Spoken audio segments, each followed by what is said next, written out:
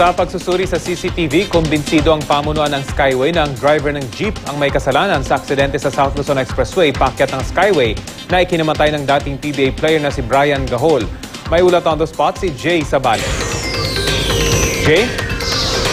Rafi, sa kuha nga ng CCTV footage ng pamunuan ng Skyway, hindi gaano kita ang nangyaring aksidente. Pero nung zoom in ito, makikita lamang ang cargo jeep na bigla na lamang tatagilid.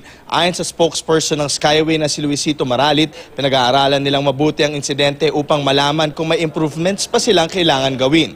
Ngunit so far naniniwala silang ang may kasalanan sa aksidente ay ang driver ng jeep. Tinitignan din nila kung may kinalaman ba ang bigat ng sakay ng jeep. Nilinaw naman ni Maralit na bago pa mangyari ang insidente ay nakipag-usap na sila sa pamunuan ng MITS kung saan magandang maglagay ng timbangan ng sasakyan bago pa makaakyat ng Skyway. Plano raw nila itong ilagay sa northbound at southbound na kanilang nasasakupan. Ayon pa kay Maralit, maaari raw makasuhan ng driver ng jeep ng reckless imprudence resulting to multiple homicide, multiple injuries at damage to property. Pero paglilinaw nito na ang final say pa rin sa investigasyon ay manggagaling mula sa Highway Patrol Group o HPG. At ayon nga sa Highway Patrol Group na ang kanilang kakasuhan ngayong araw ay ang driver ng jeep. Ito ang kanilang pahayag. In the initial investigation, lumabas na nag-try to maneuver to the right itong si Mr. Abe. And yun nga yung nag-cause tumama siya dun sa international truck na yung nauuna pa dun sa sasakyan ni Brian Gahol.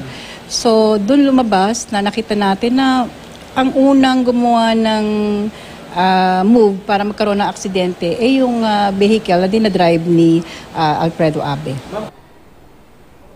Nilinaw naman ng Highway Patrol Group na hindi pa rin naman off the hook yung driver ng truck dahil sinasabi nila patuloy pa rin ang investigasyon na kanilang ginagawa. At dagdag pa nila, suportado naman daw nila itong panukala ng Skyway na maglagay ng mga timbangan na bago umakyat at bumaba ng mismong Skyway. At sabi nga nila, ang ating Skyway ay international standards naman daw, kaya wala sila nakikitang maaring naging kasalanan ng pamunuan ng Skyway, kundi ito ay ang nangyaring aksidente ay dahil sa human error. At yan muna ang latest mula dito sa Camp Crame. Balik sa Rafi.